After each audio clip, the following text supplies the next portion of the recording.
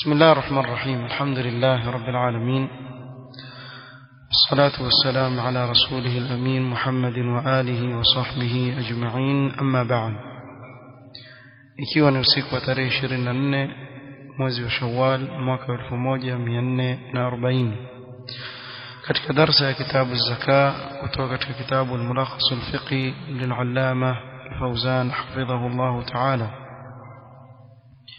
لفكي باب في إخراج الزكاة. يذكر العلماء هذا الباب الأحكام المتعلقة بإخراج الزكاة، ونوفيوني chini ya mlango kama huu huwa waeleza ahkam zinazofungamana na kutoa zaka, كما كنفان النية في الزكاة، كذلك نقل الزكاة من بلد إلى بلد، na ahkam nyinginezo zinazofungamana na kitendo cha kutoa zaka kutajwa chini ya huu mlango. قال العلامة الفوزان حفظه الله: إن من أهم أحكام الزكاة معرفة مصرفها الشرعي لتكون واقعة موقعها.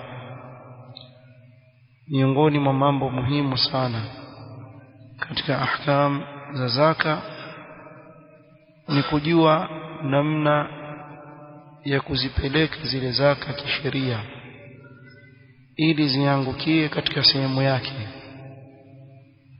wawasilatan ila mustahiqiha, na iwe ile zaka itafika kwa wale wanaostahiki, hatta tabra bidhalika dhimmatu ad-dafi', na ili ifikie katika kumweka mbali yule anayetoa na dhima ya zaka, maana awe ashaiondoa ile dhima katika shingo yake. وحتى تبرأ الذمة ni lazima iwe zile ahkam zinazofungamana na zaka zitafuatwa kisawasawa, ndio dhima itamuondokea yule ambaye ni wajib juu yake kutoa zaka. قال: فاعلم أيها المسلم أنه تجب المبادرة بإخراج الزكاة فور وجوبها في المال. akaanza na hukumu ya kwanza katika zile ahkam atakazozitaja katika mlango huu. Nasema ni wajib kupatiliza, kufanya haraka kuitoa zaka pindi tu inapowajibika kuitoa ile zaka katika mali. Na sote tufahamu kuwa katika mali zaka hutolewa panapopita mwaka, baada ya kuwa imetimiza nisab. Ikipita mwaka mzima, pale panapotimia ule mwaka ni wajibu kutolewe zaka, wala isicheleweshwe hata siku moja. Asili yake ni kuwa inapotimia mwaka pale pale ni wajibu almubadara, kukimbilia katika kuitoa ile zaka. Liqaulihi ta'ala: wa atuz zakata, Allah akaamrisha amri ya kutoa zaka. Wal amru al mutlaq yaqtadi al fawriyya, wa hadhihi qa'ida usuliyya 'inda al ulama. hii ni qa'ida usuliyya kwa wanavyuoni, anna al amra al mutlaq يقتضي الفورية. أمر كي مطلقا، بمعنى إذا جاء أمر مطلق في القرآن أو في السنة ولم يقيد بزمن معين، فالأصل أن هذا الأمر للفور. إكيج أمري كتك القرآن أو كتك السنة يمتوم صلى الله عليه وسلم kisha isifunganishwe ile amri na zama maalum. Kwa mfano, asli yake ni kuwa ile amri itekelezwe haraka. Hivyo ni wajibu kwa mukallaf idha tamakkana min fi'liha an yaf'alaha, pale anapomakinika kufanya pale pale afanye ala al-fawr. Ala al-fawr bimaana pale anapoweza, pale pale anapopata ule uwezo wa kulifanya lile jambo alifanye, asichelewe. Kwa hivyo akatoa hiyo dalili katika Qur'an. وعن عائشة رضي الله عنها أن النبي صلى الله عليه وسلم قال: ما خالطت الزكاة مالا إلا أهلكته. وهذا الحديث ضعيف، يعني حديث هيك ثبوت. ومتوم صلى الله عليه وسلم amesema zaka haita tangamana na kuchanganyika pamoja na mali isipokuwa itaangamiza ile mali. Yani bimaana ikiwa katika mali hakujatolewa ile zaka, itakuwa ni sababu ya kuangamiza ile mali.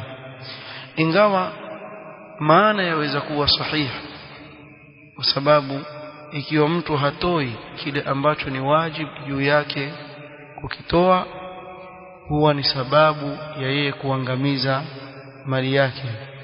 Na mna mfano mzuri wa kisa alichokitaja Allah subhanahu wa ta'ala katika suratu Al-Qalam, Nun wal qalam yawma yasturun, alipoeleza kuhusu wale vijana, kile kisa maarufu na namna Allah alivyoangamiza shamba lao. Kwa hivyo mtu akizuia haki ya Allah subhanahu wa ta'ala katika mali yake ni sababu ya kuiangamiza mali yake, ingawa hadithi haikuthubutu. قال: ولأن حاجة الفقير تستدعي المبادرة بدفعها إليه. na pia kwa sababu haja ya fakiri ya kuvutia wewe na kukulingania kufanya haraka kuitoa ile zaka. Sababu fakiri hahitaji wakati wowote, wakati inapotimia ule wakati wa kutoa zaka, wewe utamfikishia ile haki ya Allah subhanahu wa ta'ala juu yako kwa yule fakir, umfikishie kwa sababu ni mhitaji. Wa fi ta'khiriha idrarun bihi, katika kuchelewesha kuitoa ile zaka utamletea madhara yule fakir. قال: ولأن من وجبت عليه عرضة لحلول العوائق الطارئة كالإفلاس والموت، وذلك يؤدي إلى بقائها في ذمته. كذلك yule ambaye imewajibika kwake yeye kutoa zaka, mara nyingi yawezekana kutokea jambo pale katikati likamzuia yeye kutokamana na kuitoa ile zaka. Kwa mfano, tayari mali yake imefika nisabu na mwaka umetimia, akachelewa kuitoa ile zaka, mara akapatikana na janga likampelekea yeye kufilisika. Asione kuwa kwa kufilisika kwake ile dhima yake ishaondoka ya zaka, la, atakuwa bado yuadaiwa, kwa sababu ule wakati ambao ilikuwa awajibika kutoa zaka alikuwa hajafilisika, lakini akaichelewesha. Kwa hivyo itabakia katika dhima yake. Kwa kabla ya mtu kufikiwa na mambo kama haya, awe ile dhima yake ataiondoa katika shingo yake. Aweza kufikiwa na mauti, warithi wakakataa kuitoa zaka, ikawa ni dhima katika shingo yake, akutana nayo mbele ya Allah subhanahu wa ta'ala. Yaweza kutokea sababu yoyote ikampelekea mtu katika kushindwa kuitoa ile zaka. Kwa hivyo kwa sababu hizi na nyinginezo, basi afanye bidii pale inapofikia wakati wa kutoa zaka, awe ataitoa zaka yake. قال: كالإفلاس والموت، وذلك يؤدي إلى بقائها في ذمته. ikipatikana na kuwa amefilisika au amefikiwa na mauti hajatoa zaka, itabakia katika dhima yake. قال: ولأن المبادرة بإخراجها أبعد عن الشح وأخلص للذمة وهو مرضاة للرب.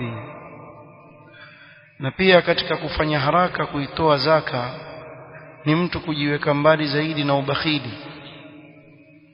kadhalika kumalizana na kile ambacho ilikuwa katika dhima yake akajisafisha nacho, na pia jambo hili ni kumridhisha Allah subhanahu wa ta'ala. فلهذه المعاني يجب المبادرة بإخراج الزكاة. ومعنى haya aliyotaja hapa juu bimaana hizi sababu alizozitaja hapa juu na nyinginezo ni wajib kwa mtu kufanya haraka kuitoa zaka pindi inapowajibika kwake yeye kuitoa zaka. وعدم تأخيرها إلا لضرورة, na kutoichelewesha zaka isipokuwa kwa dharura.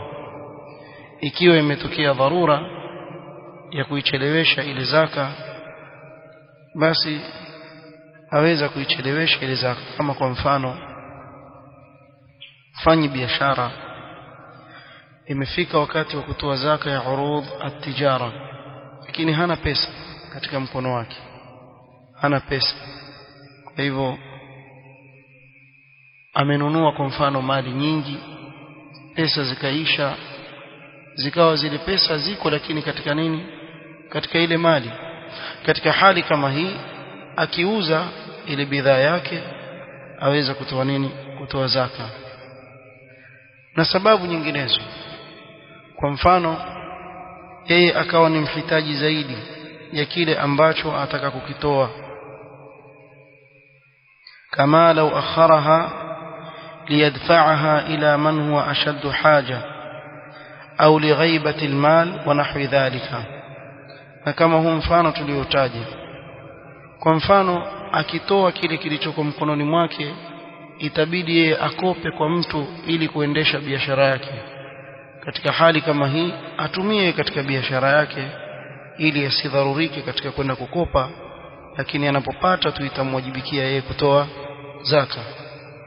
Kadhalika kwa mfano aizuie ili kumpatia yule aliye na haja zaidi, labda pengine ni msafiri hajakuja ile sehemu ambayo yuko huyo aliye na zaka atakayokuitoa, akamsubiri masiku kadhaa, atakapotokea yule mtu ambaye ni mhitaji zaidi ampe. Au li ghaibati almal, na ni kama tulivyotaja, mfano mfanyi biashara amenunua bidhaa hana pesa mkononi, kwa hivyo anapopata ile pesa atatoa zaka, sababu sahihi hana zile pesa. Na mfano wa sababu kama hizi zaweza kupelekea mtu kuichelewesha zaka, lakini asl ni kuwa haijuzu kuchelewesha zaka. Kwa hili ni jambo la kwanza lilozungumzia al-Allama al-Fawzan hafidhahu Allah ta'ala, tajibu al-mubadaratu bi ikhraj az-zakah fawra wujubiha fi al-mal. ثم انتقل حفظه الله تعالى إلى حكم آخر فقال: وتجب الزكاة في مال صبي ومال مجنون لعموم الأدلة. يواجب kutoa zaka katika mali ya mtoto mdogo ambaye hajabaleghe, kadhalika mali ya mwenda wazimu. Kwa yule anayesimamia ile mali ni wajibu katika mali kama ile aitolee zaka. tulitaja kule nyuma shurut wujub az-zakat, وليس منها البلوغ وليس منها العقل. البلوغ na al-aql si katika masharti ya kutoa zaka. لماذا؟ لأن الزكاة وجب في المال. sababu zaka imewajibika katika mali, si amal ya kiwiliwili, ni amal ya mali. وهذا هو الفرق بين الزكاة وبقية العبادات. ni فرق بين زكاة وعبادة nyinginezo. kwa mfano الصلاة والصيام مثلا، هذه عبادات بدنية فيشترط فيها العقل. kwa mfano swala na saum ni ibada za kiwiliwili. ili kumwajibikia mtu swala na saum iwe ni wajibu kwake kutekeleza ibada hizi ni lazima kuwe na sharti la aqli na awajibishiwe yule ambaye amebalighi mukallaf. Lakini ibada ya zaka ni wajibu hata kwa mtoto mdogo. Kwa mfano amerithi mali nyingi kwa mzazi wake, au mwendawazimu amechuma mali kisha akapata mtihani akawa na wazimu, wale wanaosimamia ile mali yake ni wajibu kumtolea zaka, kwa sababu kama tulivyotaja zaka ni ibada ambayo ni wajibu katika mali. Yaqulu Allah subhanahu wa ta'ala, khudh min amwalihim sadaqatan, khudh min amwalihim sadaqa. Kwa hivyo yule msimamizi atamtolea zaka. Wal huquq al maliya la yushtaratu laha at-taklif, haki za mali sio sharti ndani yake at-taklif, awe mtu ni mukallaf, yani ashabalighi au aql au al-aql, awe na akili aql. Al-aql laysa bishart fi al-huquq al-maliyya. Kwa hivyo kwa mfano mtoto mdogo akabeba jiwe akatupa kwenye gari likavunjika kioo, hal yadhman? Naam. Je, atalipa? Naam, yadhman, لأن الحقوق المالية لا يشترط لها التكليف. kwa hivyo ni wajib alipe. Nani atalipa? Yule msimamizi wake atalipa. Kadhalika almajnun, kuna watu wasema yule mwendawazimu bwana hataki kuharibia mali yako, hawezi kudaiwa. Nani aliyekwambia? Haki za kimali si sharti mtu awe na akili timamu. Kwa hiyo ikiwa yeye ana wazimu, kwa mfano wal billah, apata mtihani kama huu, akabeba rungu kwa mfano, akaanza kuvunja mali za watu, itakuwa ni wajibu kwa wale wasimamizi wake kulipa. Hapa hakuna wa hadha biittifaq alulama, hakuna ikhtilaf baina alulama katika masala. الحقوق المالية لا يشترط لها التكليف ولا العقل، sababu ni haki za kimali. Kwa ikiwa kwa mfano yule mwendawazimu ana mali amerithi kwa mfano, ama alifanya kazi akawa na mali kisha akashikwa na mwendawazimu, akiharibu cha watu, kiongozi wa Kiislamu atamrisha ichukuliwe katika mali yake alipo yule aliyeharibiwa, na kadhalika mtoto. Mfahamiana nafikiri. Kwa hivyo zaka ni wajib, watajibu zakatu fi mali sabiyin wa mali majnunin liumumi aladilla, sababu dalili zimeenea watu wote. ويتولى إخراجها عنهما وليها في المال، وليهما في المال، na tasimamia jambo la kutoa zaka kwa hawa wawili, yule msimamizi wa hawa wawili katika mali yao. لأن ذلك حق وجب عليهما تدخله النيابة، kwa sababu hii ni haki imewajibika kwa hawa wawili, na ni haki ambayo sheria imekubali mtu kuifanya kwa niaba ya mwenzake. Kwa hiyo aweza kuwa yule ni mwendawazimu, akili yake si timamu, lakini yule anayetoa atatoa kwa nia ya kuwa kile anachokitoa nini ni zaka, sababu sheria imeruhusu jambo kama hili kulifanya kwa niaba. ثم قال حفظه الله تعالى: ولا يجوز إخراج الزكاة إلا بنية، هيجوز كتوى زكاة اسبقوا كنية، لقوله صلى الله عليه وسلم: إنما الأعمال بالنيات وإخراج الزكاة عمل. كتوى زكاة ni amal, kwa hivyo ni wajibu kuwe na nia. Mtu aweza kuuliza, lakini yule mtoto na yule mwendawazimu ile nia iko wapi? Kwa yule anayesimamia mali yao. Yule anayesimamia mali yao ndio nia yake inaozingatiwa, sababu sheria imeruhusu ibada hii kuifanya kwa niaba. Umeeleweka mpaka hapo? طيب.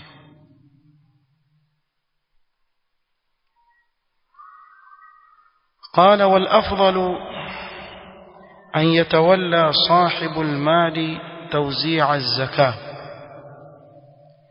ليكون على يقين من وصولها إلى مستحقيها. ولو أن يوكل من يخرجها عنه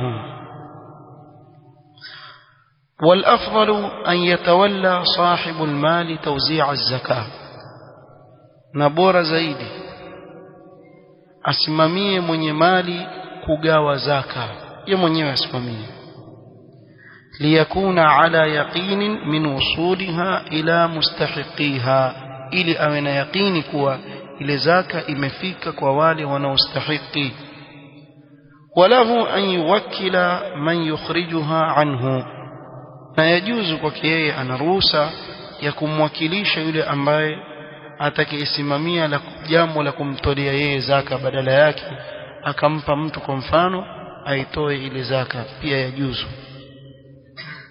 ingawa hapa mtu atakikana awe makini sana katika yule wa kumpa ile zaka aende akaigawanyize kwa maskini hasa katika asri hii tunaoishi uaminifu umepungua sana kwa wengi katika watu bali yafikia hali mpaka wengine katika wale ambao watu wawadhania wema lakini ikawa si waaminifu katika hili jambo hasa katika hili jambo la nini la pesa mara nyingi nafsi za wengi katika sisi ni dhaifu sana ikiingia katika suala la pesa na sijui kwa nini wa hivyo si haki yako ile taibi toe si haki yako wewe umeambiwa utoe wala wewe si katika wale amilina alayha tutakuja kuona wale amilina alayha nani huko mbele biidhnillah ta'ala kuna watu hupewa zaka aende akazifikishe mahali akachukua akakata pande kisha akatia mfukoni wale amilina alayha nani amkwambia wewe ni katika wale amilina alayha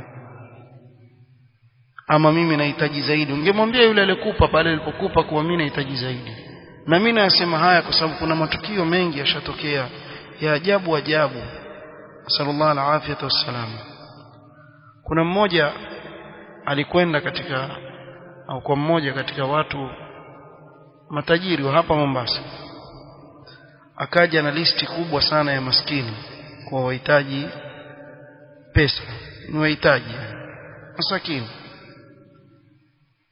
na yule mwenye mali akatoa pesa nyingi kiasi laki kadhaa hivi lakini kwa sharti kasitia kwenye begi akamtuma mmoja ami mzee mmoja namjua mimi rafiki yangu sana hadhara mmoja amin jiddan hadha الرجل amin muaminifu sana namjua mimi sahibi yangu wa karibu sana mtu mzima kamwambia yule tajiri nenda na huyo yeye afanya kazi kwa yule tajiri nenda naye ahakikishe kuwa hizi amana zimefika kwa hao waliowekwa kwenye hiyo listi sasa huyu mzee anieleza mimi nasema tulipotoka tena na gari pia tumepewa na dereva huyu gari hili begi la pesa tashika huyu hapa ukifika na listi yako muonyeshe huyu atakupatia wapi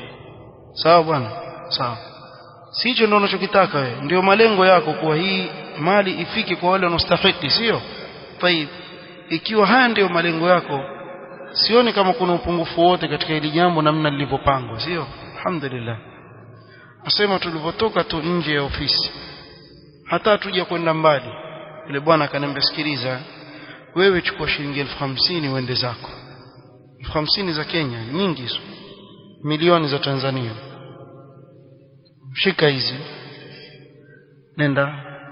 nenda zako wewe mwambie tushamaliza yani bangaiza humo mitaani kidogo kisha nenda kamwambie yule bwana kuwa alhamdulillah zile pesa zilifika kwa wastahiki wewe nenda zako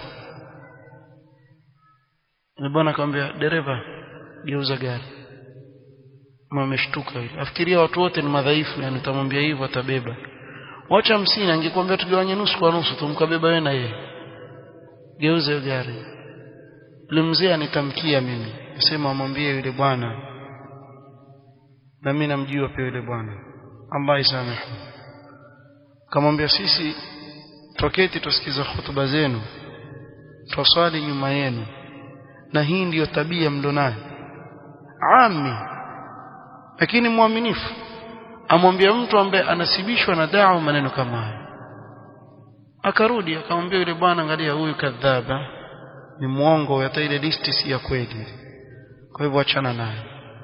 Wewe yule mtu anayetoa zaka achunge ni nani wampa, haswa sisi mashekhe sisi, msiwape pesa hawa. Ningesema haswa hao mashekhe jamaa wangesema yatukana watu, mimi pia niko ndani, mimi sikubali mtu anipe pesa. Kwa nini nijitie kwenye mtihani? Eti shika hizi nenda kaganyize, alafu shetani pale ukipiga kona atakwambia si wewe wa kwanza, waanza na wewe sasa. Ya nini? Tafuta mtu mwaminifu vizuri, mpatie, mwambie fikisha, afikisha. Ingawa unapomwamini yule mtu asifikisha, Allah subhanahu wa ta'ala atakulipa wewe kwa nia yako bila shaka, lakini pia uchunge yule unayempa kufikisha. Kwa hivyo kuwakilisha yajuzu kisheria, lakini kwa anayestahili kupewa ile amana kuifikisha. Wa in talabaha imamu almuslimina dafa'aha ilayhi, na ikiwa kiongozi wa Kiislamu atamtaka ampe yeye zaka, basi atampa. Au yadfa'uha ila as-sa'i, na hao ndio walamilina alaiha, wale wanaotumwa na kiongozi wa Kiislamu kwenda kukusanya nini? Zaka. Wa huwa al-'amilu alladhi yursiluhu al-imamu lijibayati az-zakawat, ni yule anayetumwa na kiongozi kwenda kukusanya zaka. Ikiwa kiongozi atakuwa yeye ndio yakusanya zaka, basi utampa yule kiongozi, kwa sababu ni wajibu kuwatii viongozi maadamu hawajakuamrisha maasiya. Na hivi ndivyo ilivyokuwa tangu wakati wa Mtume sallallahu alaihi wasallam. Al-khulafa ar-rashidun walikuwa wakifanya hivi mpaka ilipofika hii asri ambayo sisi tuishi leo. Mambo kama haya hayapo tena. Sidhani kama kuna nchi ya Kiislamu ambayo yafanya hili jambo la kukusanya zaka. Ingawa ikitokea kuwa nchi ya Kiislamu ile kiongozi ameamrisha watu kukusanyiwa zile zaka, basi itakuwa ni kumpatia yule kiongozi, au itawajibika kwako wewe kumpatia yule kiongozi. Kitaka utampa yule kiongozi, kisha yeye kiongozi ndiye atakayesimamia jambo la kugawa ile zaka. Annahu a'lam, yeye ajua zaidi ile hali ya raia walivyo kuliko mtu yote mwingine. So, habari zote anazo za raia wake namna walivyo, nani wahitaji, nani hitaji. Wako baadhi ya watu ambao hawahitaji, lakini pamoja na hao huchukua katika zaka. Allahu musta'an. قال ويستحب عند دفع الزكاة أن يدعو الدافع والآخذ, yapendekezwa wakati wa kutoa ile zaka awe ataomba yule mwenye kutoa na mwenye kupokea. Bimaana ikiwa kiongozi kwa mfano amemtuma mtu kwenda kuchukua zaka, anapopokea kutoka kwa yule anayetoa zaka atamuombea, na yule mtu anayetoa pia ataomba. Au yule mwenye kupewa zaka maskini moja kwa moja anayepewa zaka pia aweza kumuombea yule anayempa zaka, kama vile yule tajiri anayetoa zaka pia aomba. Sheikh Al-Fawzan asema فيقول الدافع أي صاحب المال اللهم اجعلها مغنما ولا تجعلها مغرما، ويقول الآخذ آجرك الله فيما أعطيت وبارك لك فيما أبقيت وجعله لك طهرا. وهذا الدعاء لم يثبت في السنة ولكن ذكره العلماء. هيك ثبوته دعاء، ingawa umuman dua imethubutu katika kitabu cha Allah subhanahu wa ta'ala aliposema qala Allah ta'ala khudh min amwalihim sadaqatan tutahhiruhum wa tuzakkihim biha wa salli alayhim ay ud'u lahum, wa salli alayhim ay ud'u lahum. Allah subhanahu wa ta'ala kama amrisha Mtume sallam kwa wale wanaoleta zile zaka kwake yeye ili zigawiwe wale wanaostahili awaombe. قال عبد الله بن أبي أوفى كان رسول الله صلى الله عليه وسلم إذا أتاه قوم بصدقتهم، وهذا الحديث البخاري ومسلم. alikuwa Mtume sallallahu alayhi wasallam wanapokuja watu na zaka zao, qala Allahumma salli alayhim, sababu ya amri hii iliyokuja hapa, wasalli alayhim. inna salataka sakanun lahum. Kwa hivyo alikuwa akiwaombea dua Mtume sallallahu alayhi wasallam. قال وإذا كان الشخص محتاجا ومن عادته أخذ الزكاة دفعها إليه دون أن يقول هذه زكاة لئلا يحرجه. إذن لا يشترط إعلام الفقير أن ما أعطي هو زكاة. si sharti kumjulisha yule maskini wakati unapompa kuwa kile unachompa ni katika nini, ni katika zaka. Sema ikiwa mtu ni mhitaji na ni katika ada yake kuwa achukua zaka, akubali kuchukua zaka, kwa hivyo atapewa bila ya kuambiwa ni zaka, usimtie katika hali ambayo ataona haya, ukamfanyia ihraj, ukamweka katika sehemu ambayo hatamani kuwa nayo. Kuna baadhi ya watu kumwambia hii zaka basi chukua, akaona haya na nini, ihraj. Usimfanyie mtu hivyo, maadamu yeye yupokee ile zaka, mpe, haina shida yote. Alhamdulillah. Wa in kana muhtajan wa lam yakun min aadatihi akhdhu az-zakah. Kuna baadhi ya watu kweli aweza kuwa ni mhitaji lakini hapokei zaka, bimaana aweza kuchukua sadaqa, aweza kuchukua zawadi, lakini jambo la zaka hakubali. Amejiamulia kuwa katika maisha yake hapokei zaka, hakubali kuiweka zaka kama mali yake. Hapa katika hali kama hii, a'lamahu bi annaha zakatun, utamjulisha kuwa hii ni zaka. Ikiwa ataka atachukua, ikiwa hataki ataiacha, lakini usimpe bila ya kumjulisha, kwa sababu ili aimiliki ni kuwa akubali kumiliki kile ambacho unammilikisha kiwe chake. Kwa hivyo mtu ambaye hachukui zaka yeye ukampa bila ya kumwambia hii ni zaka, basi itakuwa umemkosea, kwa sababu yeye hapokei zaka. Kwa hivyo huyu ni lazima umjulishe kuwa hii ni zaka, ili ikiwa hataki awe ataiacha, na ikiwa yale mahitaji yake yamempelekea mpaka kukubali kuchukua zaka, basi na ichukue ile zaka. Ama fakir ambaye ajulikana kuwa yupokea zaka, hana matatizo na hilo, huyo haina haja ya kumwambia kuwa ile nini ni zaka. Nafikiri liko wazi. Je, kwa mfano ukampa mtu zaka wakati yeye amejiwekea katika nafsi yake kuwa yeye hapokei zaka wala hakubali kumiliki kitu chaitwa zaka, wewe ukampa bila ya kumwambia? Baadhi ya maulama wamekwenda kuwa haitoshelezi kuwa zaka, kwa sababu yule mtu ameweka wazi kuwa yeye hamiliki kitu kinachoitwa nini, zaka. Hapa ndio maana wakasema kuwa kuna uwajibu wa kumjulisha kuwa ile nini ni zaka. Antum ma'i?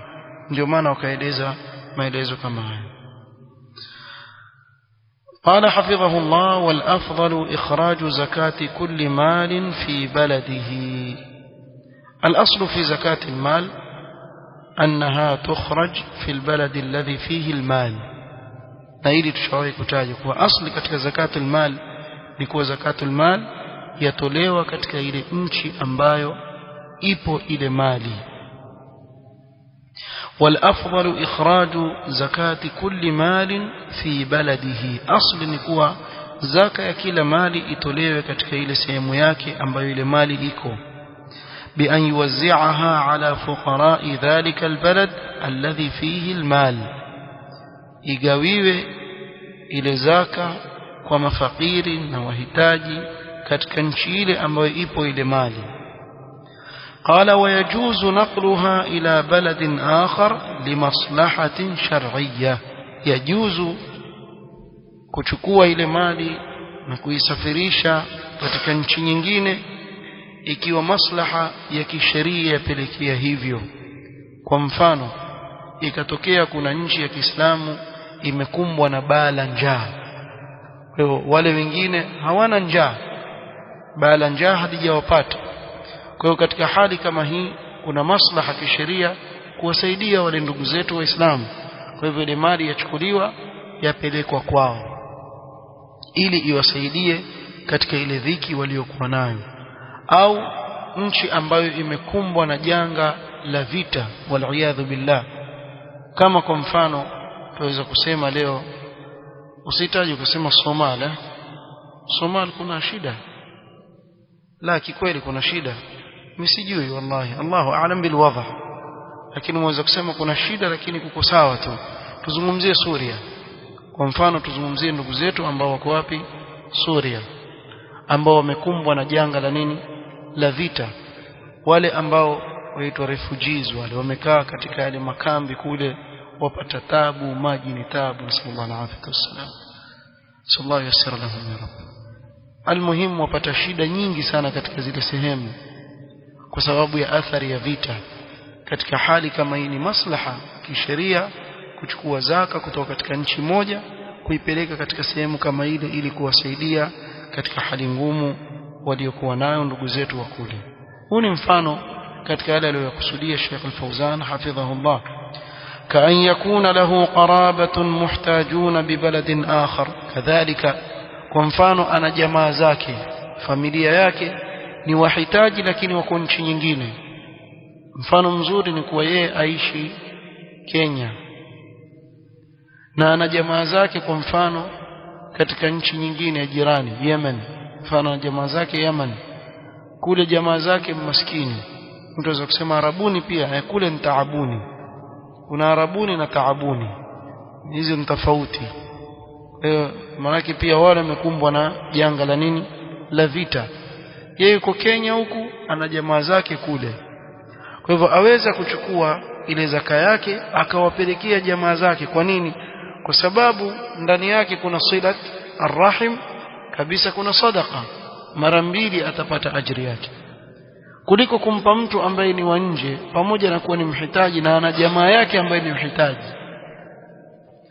Kwa hiyo mwanzo aanze na jamaa zake wa karibu, awapelekee ikiwa ni wahitaji hata kama wako katika nchi nyingine.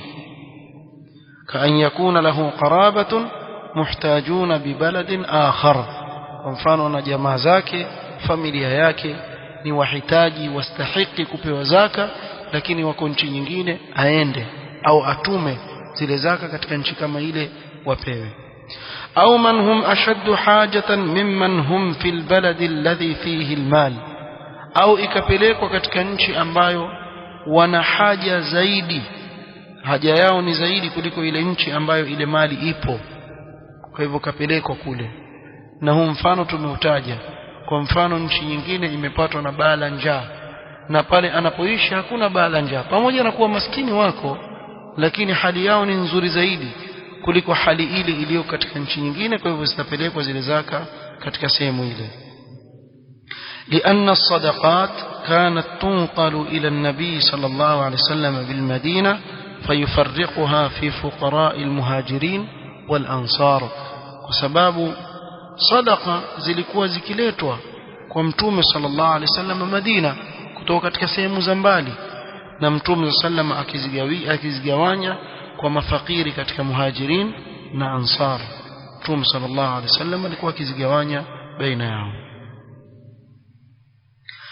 قال ويجب على إمام المسلمين بعث السعاة قرب زمن وجوب الزكاة لقبض زكاة الأموال الظاهرة. wanavyuoni wamegawanya mali vigawanyo viwili, wataja al-amwal al-dhahira na al-amwal al-batina.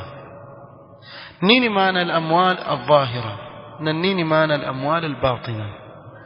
الشيخ الفوزان hapa sema wayajibu ala imami almuslimin, ni wajib kwa kiongozi wa Kiislamu, ba'thu suati, kuwatuma wale wakusanyaji zaka,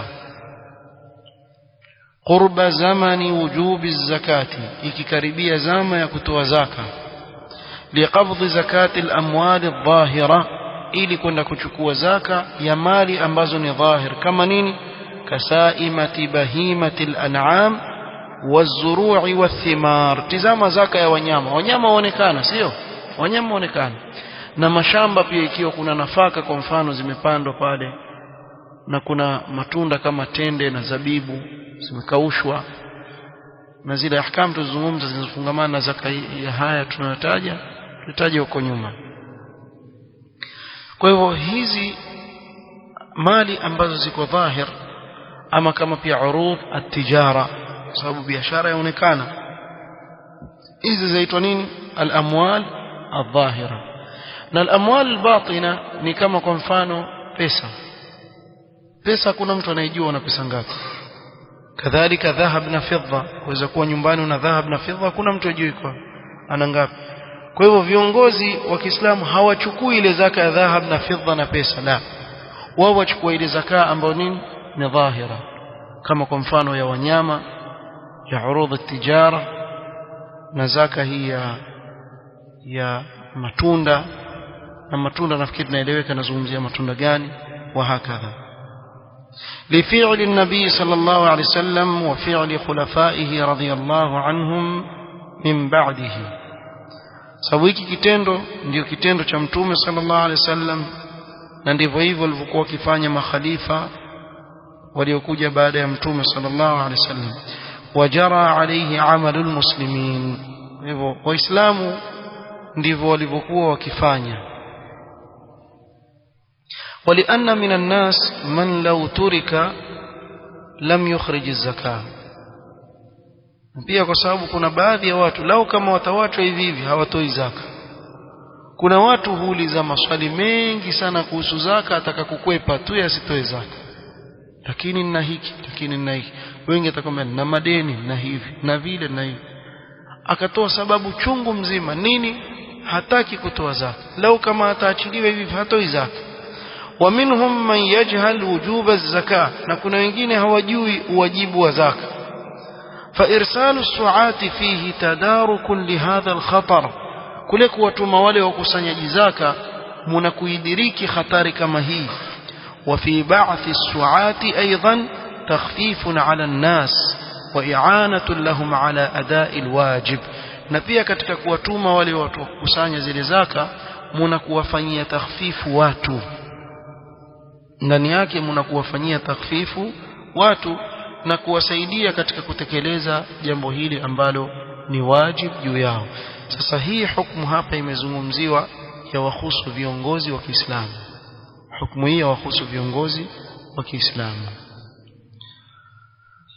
kumalizia asema walwajibu ala almuslimi ikhraju az-zakati 'inda wujubiha kama sabaqa min ghairi ta'khirin wala taraddudin.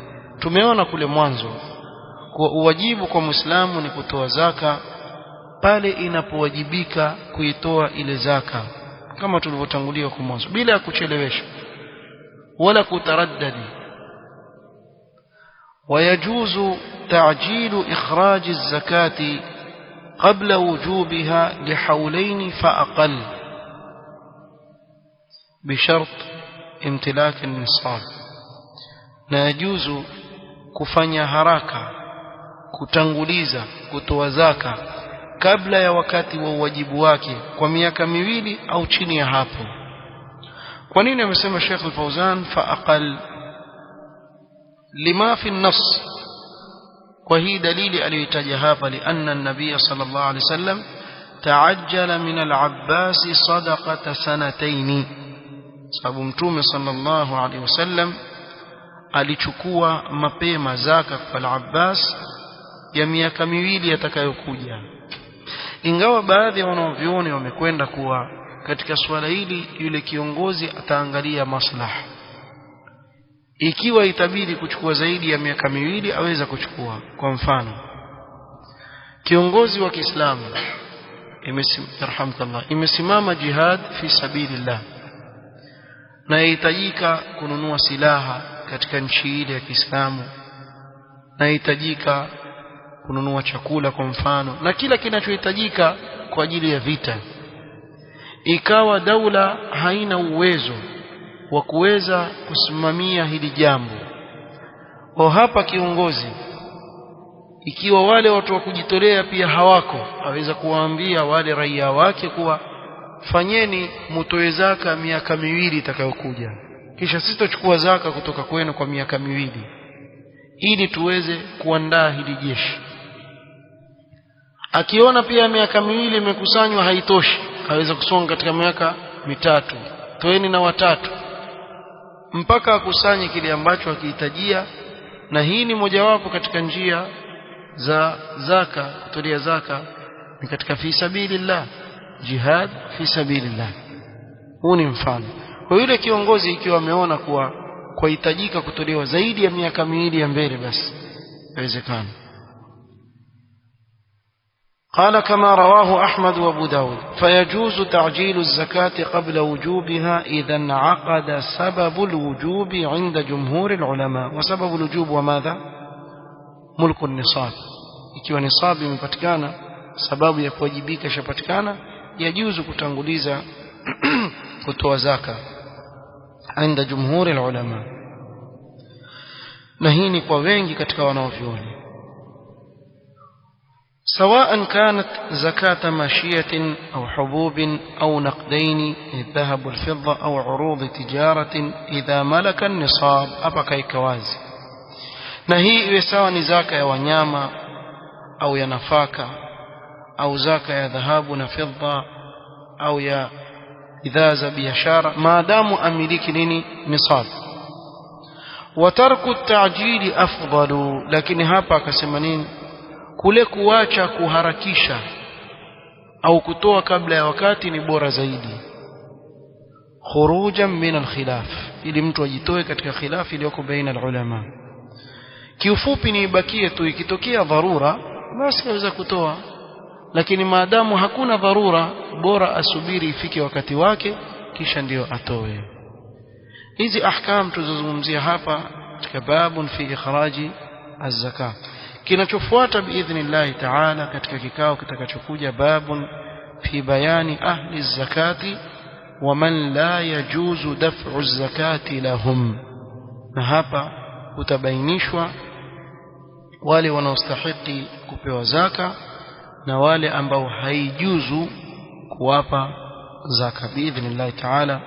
Hao tutakuja kuwazungumzia idha ahyana Allah katika kikao kitakachokuja جمعة lijalo إن شاء الله تعالى. نكتفي بهذا القدر ونسأل الله أن ينفعنا بما علمنا وأن يزيدنا علما وأن لا يكلنا إلى أنفسنا طرفة عين. وصلى الله وسلم على نبينا محمد وعلى آله وصحبه وسلم. سبحانك اللهم وبحمدك أشهد أن لا إله إلا أنت أستغفرك وأتوب إليك. وبارك الله فيك.